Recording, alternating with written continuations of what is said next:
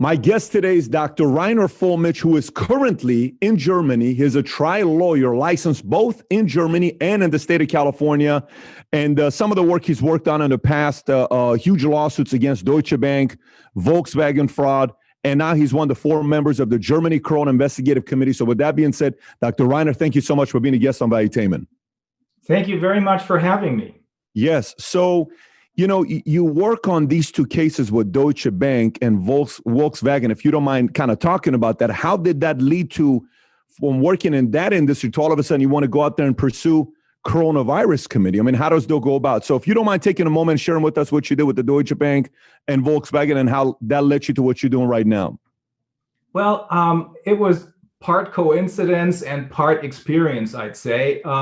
Back in March, my wife and I were living in Northern California. We have a ranch there, and we were staying there from early February until late May. Then we moved back to Germany. I was hoping to be able to get back as soon as possible, but that was not possible, and that's why we took our dogs with us. But up until then, I had a lot of experience as a trial lawyer going after fraudulent corporations like VW and Deutsche Bank. Deutsche Bank in particular, I used to work for them, by the way, in the early 1990s. I worked in Japan, and my boss then was someone who was later to become CEO of Deutsche Bank. And Deutsche Bank used to be one of the best banks in the world, with a sterling reputation. However, in the early 1990s in Japan, I realized that things were changing, that Deutsche Bank was ready to do anything for a dollar and didn't really care about the law anymore. They felt like they were above the law. And that's why I left, because that's not what I had studied law for. And I left, I went back to Germany, went back to the University of Göttingen, where I taught. I was a professor for a while. Simultaneously, I was building up my law practice until eventually I just wasn't able to do both things at the same time anymore. So I switched, and my small law firm with then 17 lawyers decided to go after Deutsche Bank for their fraudulent loans for, actually, what do you call this? This is what eventually blew up in the United States. First in the United States, just like the VW scandal blew up in the United States first. But in Germany, nobody really cared about it because the government believes that this is one of the corporations that are so important for the German economy that you can't really go after them. So even though it's not spelled out in this way, many Germans and even some of the judges in Germany believe that they have to take special precautions, that they cannot apply the rule of law to Deutsche Bank. It was for predatory lending, for financing through hundreds and hundreds, thousands of agents going out and going into people's homes and persuading them to buy a piece of real estate, so that they would create additional income in terms of rental income, which would then be good for an additional pension plan, so to speak. Without telling them, however, that these pieces of real property were vastly overpriced. Like they sold them at 2 times, actually, even in many cases, 3 times its fair market value, basically defrauding the people who they wanted to be their customers, by giving them all kinds of false statements. I don't want to go into the details of this because there's too much legalese around this. But Sure. There were blatant lies. Very similar, the VW diesel fraud case, they sold their cars, which were functioning cars, of course, but which did not really comply with especially the California emission standards. But they had put in this so-called defeat device, which was okay on a test stand, but once the car moved out into the real world, the emissions were much, much higher than they should have been. So 2 big cases of fraud, and I had gathered a lot of experience in a courtroom with these cases. That's why I'm saying I was ready for this, but I wouldn't have wanted to take this case on. It's just that the Corona case. But I was used to this. I was used to sort of running into a wall, even in court, because parts of the judiciary had been, are not as independent as they should be here in Germany, because politics tries to exert quite a bit of influence on the judiciary as well, simply because of the notion that Germany is an export-oriented country, and this Deutsche Bank is still one of the largest banks in Germany, and we need it. And VW, of course, is one of the cornerstones of the German economy by producing as many cars as possible and selling them all over the world. So they're sort of above the law, at least in Germany, but not in the United States. So by the way, are you still friends with your old boss who ended up becoming a CEO, or no? No. You're not friends. And did he fire you or no? What happened? Were you fired or you just left? No, you have to keep in mind that I did not work for them as an attorney. I didn't do any legal work. Okay, I was there in charge of their business in Japan, and there was only one instance when they needed me as a lawyer, because I'm trained as an American, as an Anglo-American lawyer as well. So they needed a couple of contracts to be written up by someone who knows what they're doing, and that was me. And this instance convinced me that I just couldn't stay with them any longer, because it involved another big fraud. This time, no consumer was defrauded, but the French bank supervisor authority was defrauded. I'm not going to go into any details, but it was not legal. I thought, well, I'm not really harming anyone, but this is not what I wanted to be as a lawyer, so I left. I mean, it makes sense. I mean, I was going to say you're the wrong person to fire, because if somebody fires you, you're going to come after them and sue them, and that makes for a good story. But okay, so how do you go from Deutsche Bank? How do you go from Volkswagen? I mean, in Germany, these are behemoths. These are gods. This is like you going after Ford Motor Company in U.S. This is like you're going after Bank of America or, Chase. You're not going after anybody small. And maybe even bigger, because Germany is a smaller country in the economy than U.S. is. But how does that lead you to wanting to become one of 4 members of Germany's Corona Investigative Committee? How does that happen? Okay, well, what I just told you is the experience that I have and the frustration tolerance that I have developed over the years by just not giving up. Keep going. You're going to get them in the end. Truth will prevail. But now comes the accident, more or less. My wife and I were just sitting there on our ranch playing with our dogs. I was running every day, trying to recharge my batteries. And then we got all these phone calls came in from our friends and relatives from Germany about how this crisis was evolving, and how what I thought was just the seasonal flu almost overnight turned into a pandemic, and how people began to be really concerned about, this is really dangerous, this is deadly. And one name kept coming up, Professor Drosten.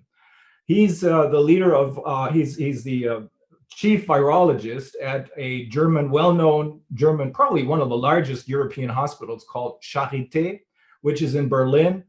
And it's a university hospital, and it serves 2 universities at the same time.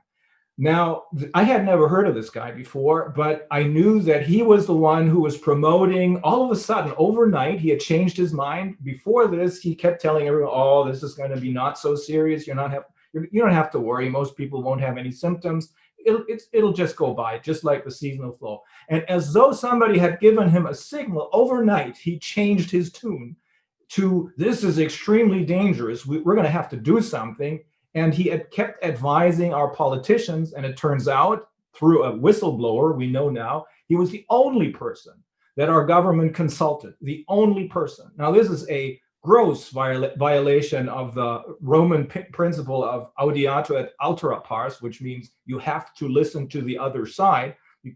In particular, when you make decisions as far-reaching as the ones that were taken by the German government, the lockdown, the suspension of all of our constitutional rights for an indefinite period of time, you have to listen to the other side. And obviously, there was another side, except nobody listened to it, because the mainstream media and everybody else who had been brought into line, probably we don't know who really is behind this, but some powerful people, some corporate interests are behind this, definitely, because you just have to follow the money, and then you will realize pharmaceutical industry is making lots of money, tech industry is making lots of money.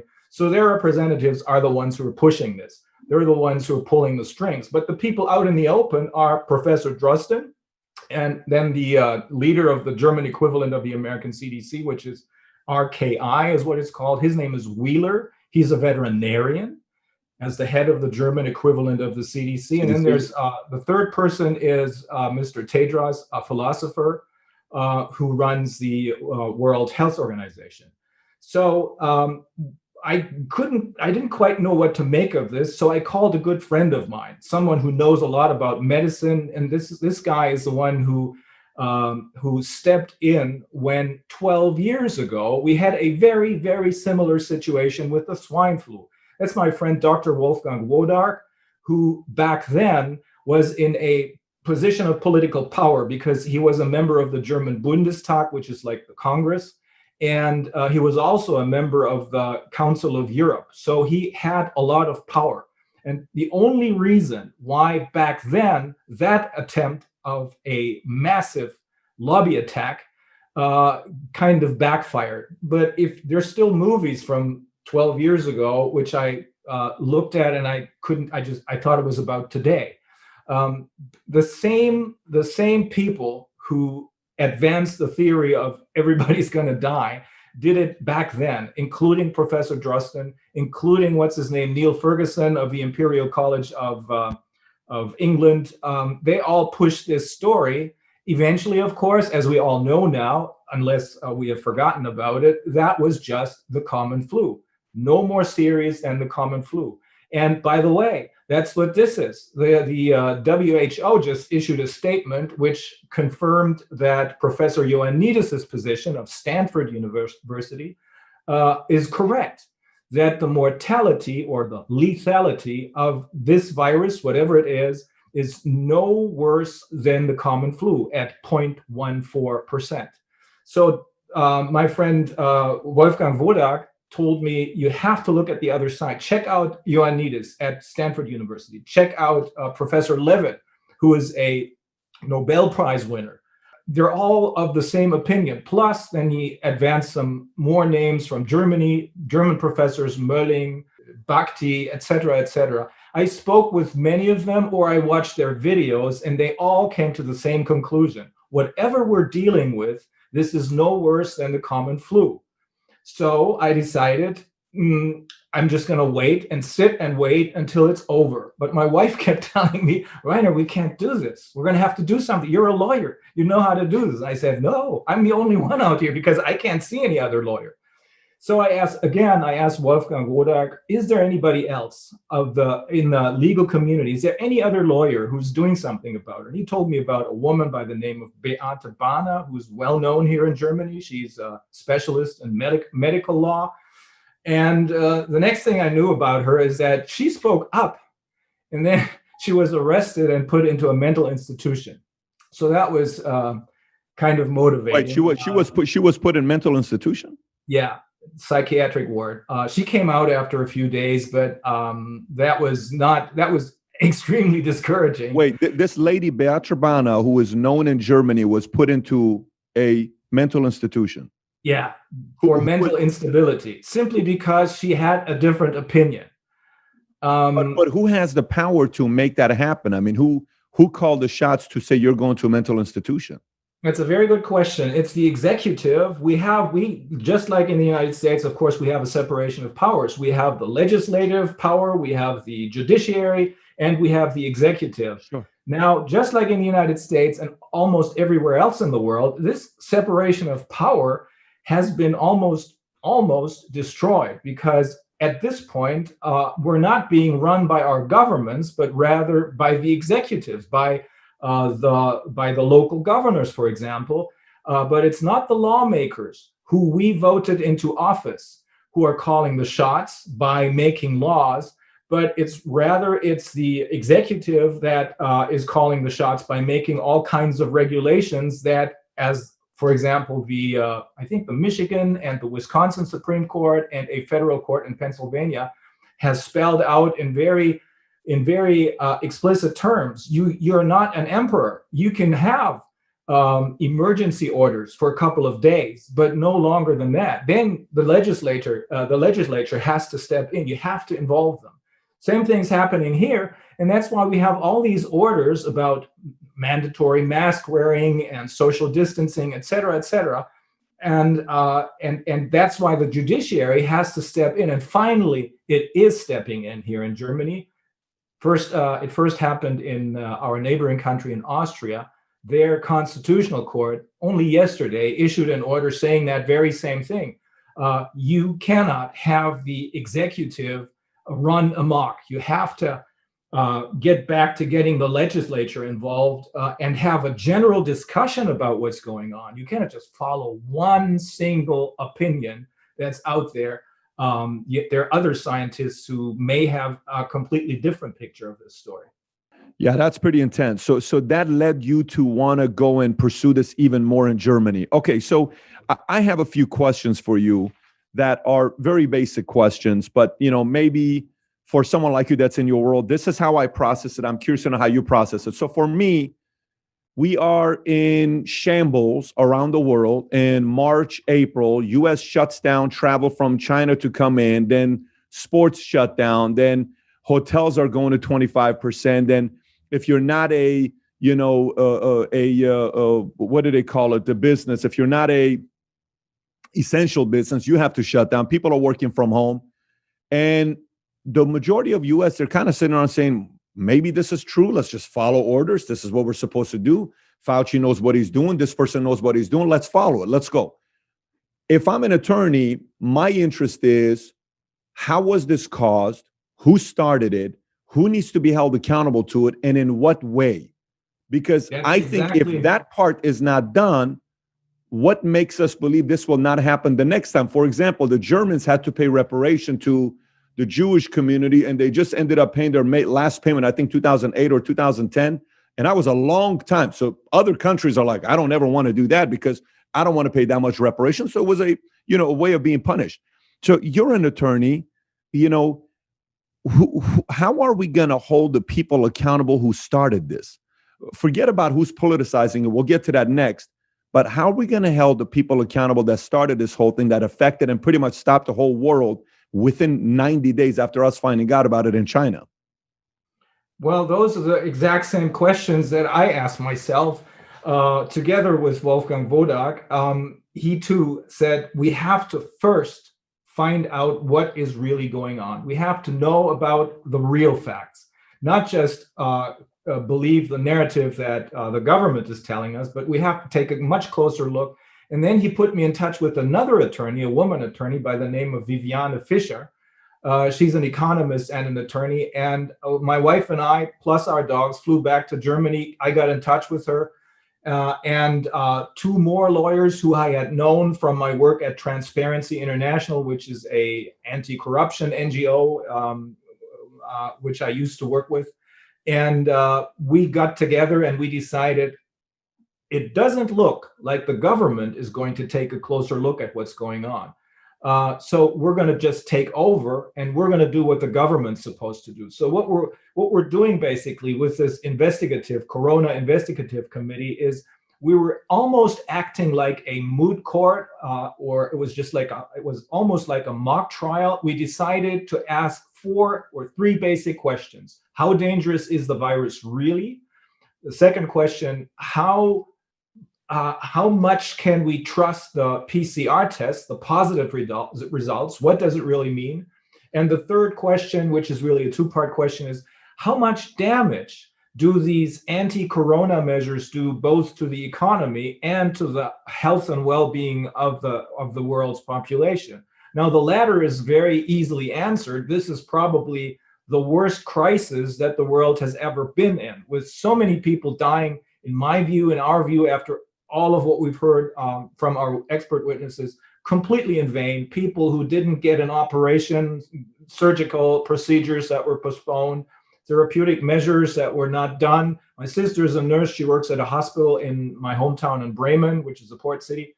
And she kept telling me, Reiner, there's something wrong. This entire hospital is almost empty. There's no one here. And we're still waiting for all these COVID patients, but there's no one coming. Finally, she had 2 COVID patients. They died. One of them was 80 something, and the other one was 45, but she was a crack addict. So what we initially thought would hit us like a wave because of all the announcement of Drosten and in England, what we thought would be a real pandemic turned out to be the common flu, or if it is something different, it's no more lethal than the common flu. But back then, when we started our work on July 10th, we didn't know that. We just had questions. We wanted to get answers to these questions. Now, the last question I just answered, the first question is also simply answered because that's what the WHO just came down with by explaining that they agree with Ioannidis's assessment that this is no worse than the common flu at a mortality rate of 0.14%. So the most important question was, what is it with these PCR tests? Because if there's no real danger, what are these PCR tests telling us? Because the government kept telling us it tells you how many people are infected with whatever. So that's what we then decided to concentrate on. We asked a bunch of scientists, Professor Kemmerer of the university, she's an immunologist of the University of Würzburg here in Germany, Professor Kapel, who's from the Netherlands, another immunologist, and there's Dr. Arve from Austria, a microbiologist. Another immunologist was Dolores Cahill. She's great, from Ireland. And each and every one told us this PCR test is incapable of telling us anything about infections. Then I looked up, this came out a couple of weeks ago. Then I read an article by someone who is a real heavyweight in the pharmaceutical industry, the former vice president of Pfizer. He was, I think, for 16 years, he was vice president, and he was also the chief scientist. And I read up what he told us about the PCR test. Before I did that, I looked at all the videos I could find of Kary Mullis. Kary Mullis is the inventor of the PCR test. He got a Nobel Prize for it. He died, unfortunately, late last year. And he, on numerous occasions, told everybody that his PCR test is a great test, but it is not good for detecting any infections. And an additional problem with this PCR test is that what happens is with these swabs, you take molecules of fragments of molecules from the body, which are completely invisible to the human eye. So in order to make them visible, you have to kind of blow them up, amplify them is what they call this.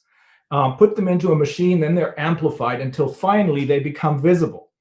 At how many cycles whatever becomes visible is very important, because this is the general agreement right now across the world, including scientists who write articles in the New York Times, which is another one of the mainstream media. They all agree that anything above 35 cycles makes no scientific sense anymore. A leading German public health agency in Frankfurt, they're saying we disregard anything over 25 cycles because we realize that it tells us a lot of things, but nothing about infections with this virus. Now, these tests, the ones that we're talking about, the Drosten test, was set at 45 cycles. So this is what we believe now, it was deliberately set to produce as many positive results as possible. Now, Dr. Jeden of former Pfizer, he says these tests are completely useless. He says this test is fatally flawed and must, 4 capital letters, immediately be withdrawn and never used again in this setting unless shown to be fixed. And his article ends with the following: I have explained how a hopelessly performing diagnostic test has been and continues to be used not for diagnosis of disease, but it seems solely to create fear. And that's what this is all about. That's what this is all about. It's about creating fear so that people will not ask any questions, but do as they're told. I know this because there was a paper that was leaked by someone in the German at the um, office of the German Secretary of the Interior.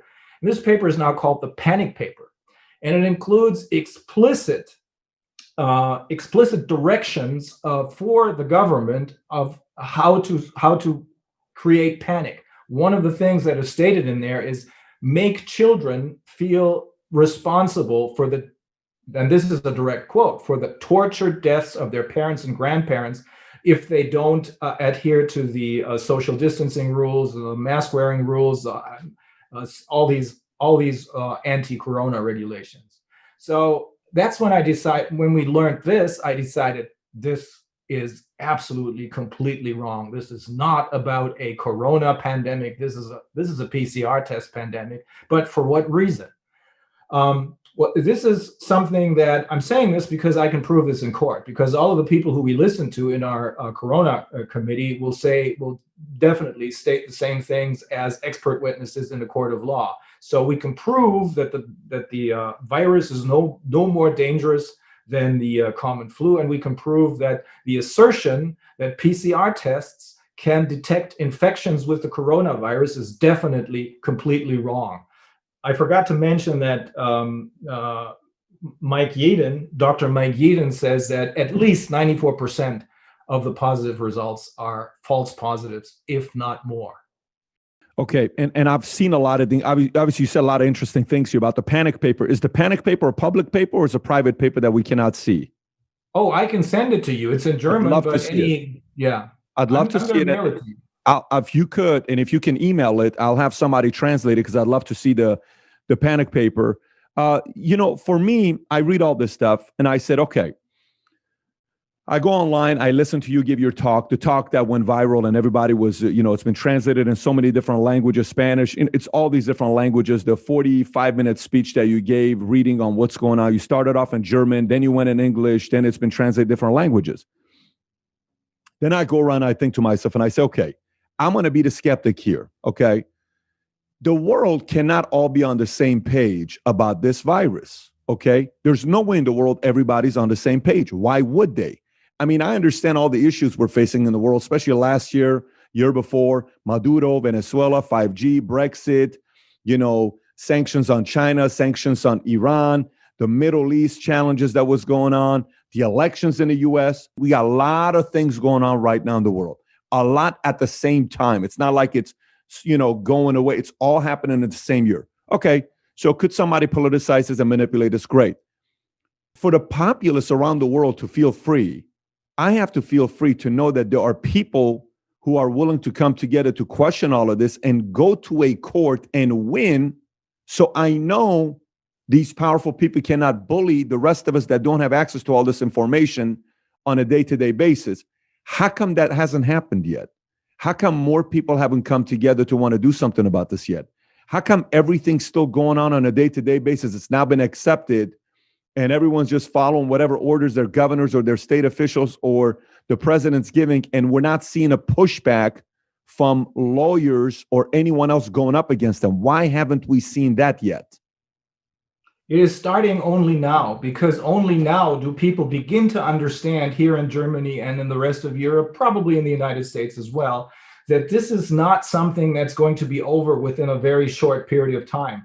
It's not like you can say, well, maybe another month or so, because the people who are behind this, the people who are trying to make as much money out of this as possible and who are trying to, and that's much more important, exert control over us, will not let up so fast. So the judiciary is the last anchor, so to speak, of democracy. If global corporations believe that they're above the law, just like I explained in the context of Deutsche Bank and VW, if they believe they're above the law, and if they then decide that they're going to lobby politicians in a very massive way, I'm going to explain this to you in a second, then all of a sudden you have global corporations overreaching, doing things that really shouldn't be in their power, because you have to remember, the WHO, the World Economic Forum, the United Nations, they're all private, supranational private organizations. The World Economic Forum, for example, was invented by a German by the name of Klaus Schwab. He's a private person. This is an extremely powerful organization right now because they lobbied politicians through their annual meetings at Davos. You may have heard of this. That's where they mingle. And that's where many politicians who may not be the toughest people in the world, but who constantly have to pretend that they're in power and that they know what they're doing, where many politicians are really flattered by being so close to the really powerful. So you have the self-appointed political elites, and you have the self-appointed corporate elites who are meeting over and over again. And they're much too close. They're so close that in the meantime, they have, in some instances, usurped the government's powers, sovereign powers. For example, the most important right that we have all over the world is the right to free speech. It's the fundamental right. It's the most important right for a democracy because you have to be able to discuss different opinions, which is not happening right now. And the power to regulate this should be the government's power. But look at what's happening. My English version of my video was taken down by YouTube. That's Google. So they believe that they have the power to censor us. That is not right. We have to take back the powers from them and put them back to where it belongs to the government. And we have to take a really close look at who is in government and who became too close to these corporations. But that's basically what's been happening. And I was going to tell you the concrete instance of how we became alerted to this. One of us happened to watch a video clip on the internet. It was filmed in May of 2019. And this was a Congress that was held by the leading German governmental party, CDU, which is short for Christian Democratic Union. We have what is called a grand coalition, which is ruling our country. And the stronger one of the two parties is the CDU. They held this Congress in May of 2019.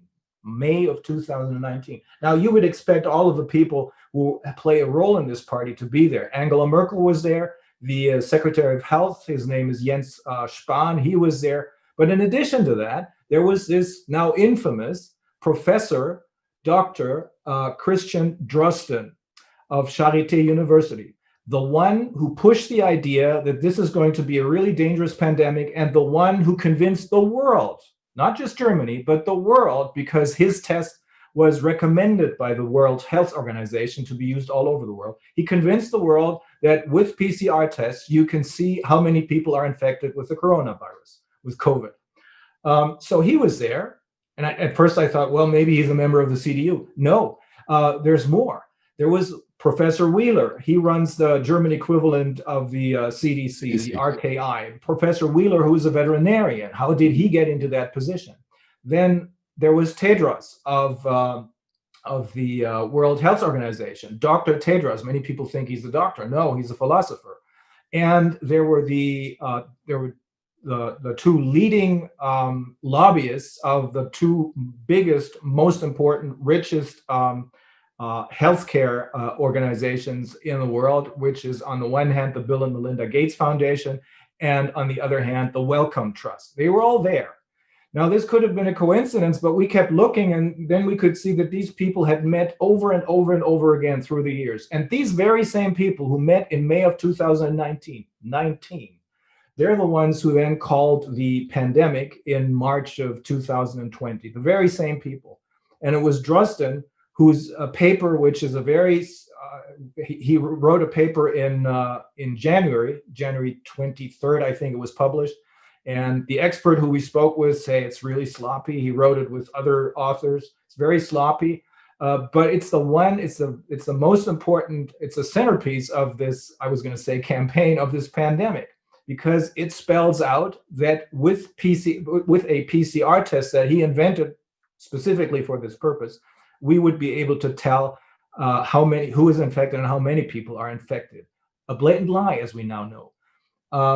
At the same time, this is another thing, we found this out a week ago, there was a Chinese paper, which was also written about this pandemic and how to best fight it. The Chinese paper was very well done. And one of the professors who advises us on our committee said, the Chinese don't need any advice from the Germans. They don't need any help from us. They could have taken the Chinese paper. And now it turns out the Drosten paper was only there to convince the rest of the world to use the PCR tests in order to test for infections. The Chinese paper seems to be the one that was used by the Chinese. Now, the Chinese don't have a pandemic anymore. They understood very quickly that this is made up. Maybe they took part in making this up. What kind of power is there to hold them accountable, specifically since you're saying they're not going to slow down and they're not going to stop? They're going to be pushing this until they get what they want. What kind of power do you and lawyers around the world have to push them around and hold them accountable?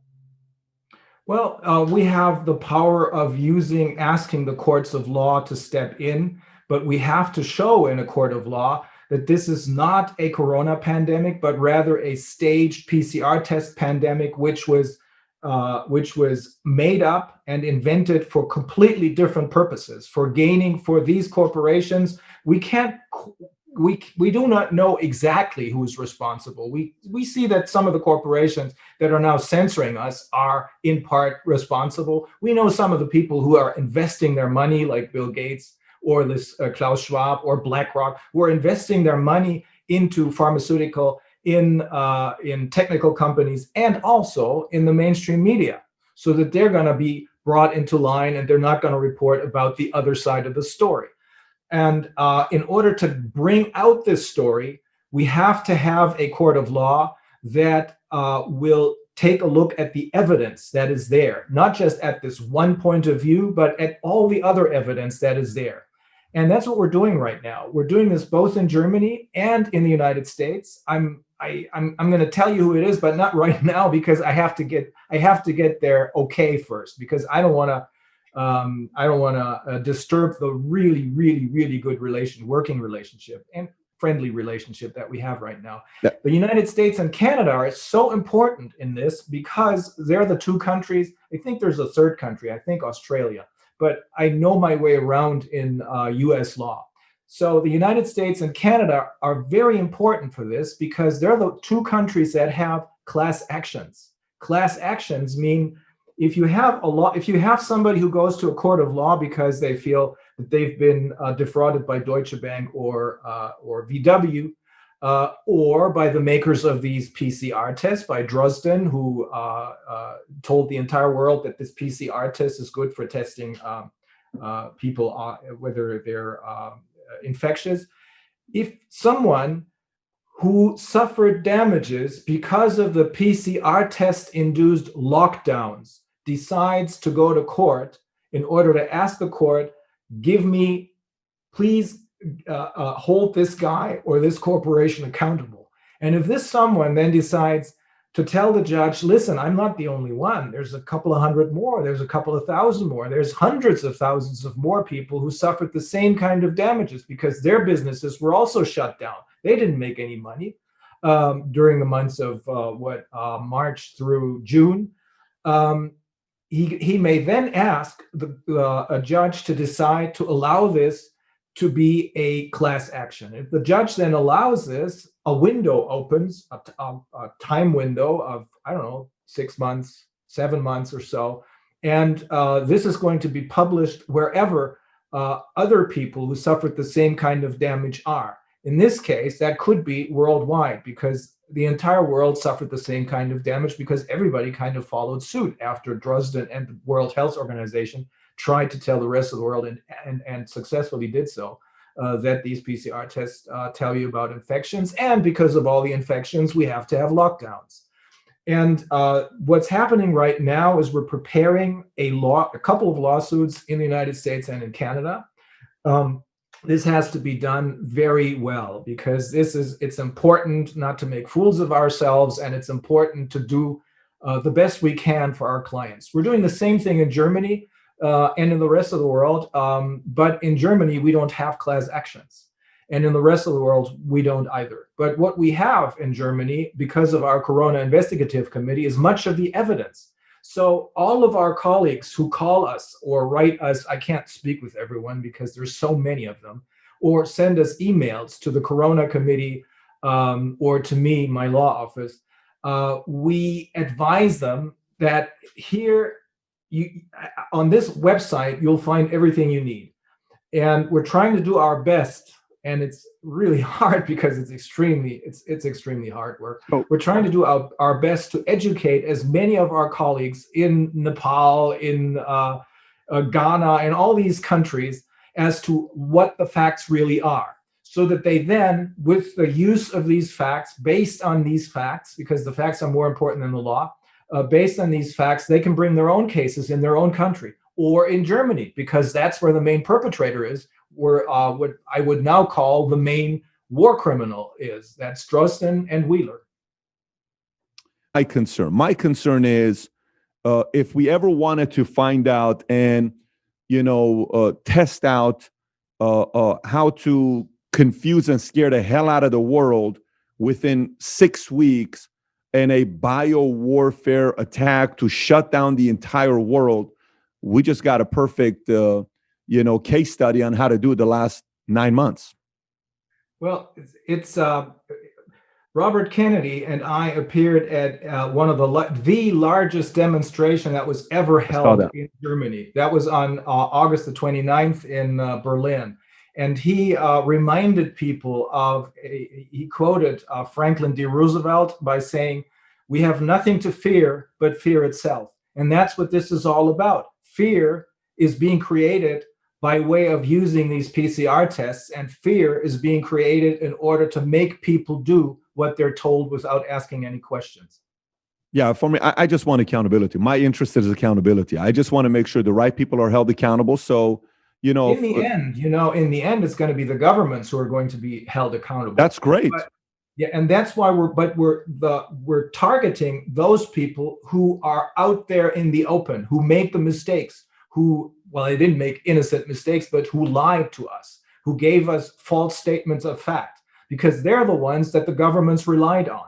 So if we hit them, and if we can prove, and I'm sure we can, if we can show in a court of law that they lied to the people, and this particular person, Professor Drosten, lied in many, many more ways to the people, because he's neither a professor nor did he ever write a dissertation. It's a fake. That's another thing that came out last week. But if we can show that the government, in our case, Angela Merkel, relied on one person only, and that person is a fraud in many respects, then this government loses all credibility, and it'll be easier for a new government to come in and hopefully come to a political solution. So we don't have to wait until the end of the case that we have in a court of law. But once the whole thing gets started, and once the evidence is being, once the witnesses are being heard in a court of law, it'll become very quickly very clear that this is one big, I hate to use this word, but one big hoax. So, that's the word that you use that the algorithms don't like. But so, yeah, I understand. Many people have said that as well. You're not the only person that said it, but you seem like a stubborn man who is not going to stop until you figure out what you want to do, because going up against Deutsche Bank and Volkswagen was almost a training ground for you to go up against this one, because this is bigger than those two you went up against. But you did say at the beginning, truth will prevail. What is your plan now, the four of you? What are you guys doing as you're going right now, and what's going to stop you guys until you get to the bottom of this? Well, we're going to continue with our work because more and more evidence comes out. In the meantime, at first we concentrated on who is directly responsible. Those are the three people, Drosten, Wheeler, and Tedros. And of course, the organizations behind them. The WHO is one of the responsible organizations. But then it turns out that, of course, they're the ones who are out there in the open, but there's somebody else there who's behind them and pulling the strings. We can see them through the fog. We can see them ever clearer, but we do believe that with the help of the Anglo-American legal system, including the law of evidence, which is much more advanced than any other country's law of evidence, including pretrial discovery, we believe that the facts are going to take us right there to the people who are actually responsible, not just to the puppets, the marionettes, but to the people who are really pulling the strings. Do you have any idea who those are, or not yet? Well, we know that some of the people who invested their money are the same ones who invested their money in these corporations, plus the media. One of them is Bill Gates, but there's others who, like huge corporations or funds like BlackRock, for example. They're all those players that come to mind may have something to do with this. However, there's no reason to be afraid. Again, there's nothing to fear but fear itself, because there's not a kind of monolithic antagonist on the other side, but there's different interests that are competing with each other.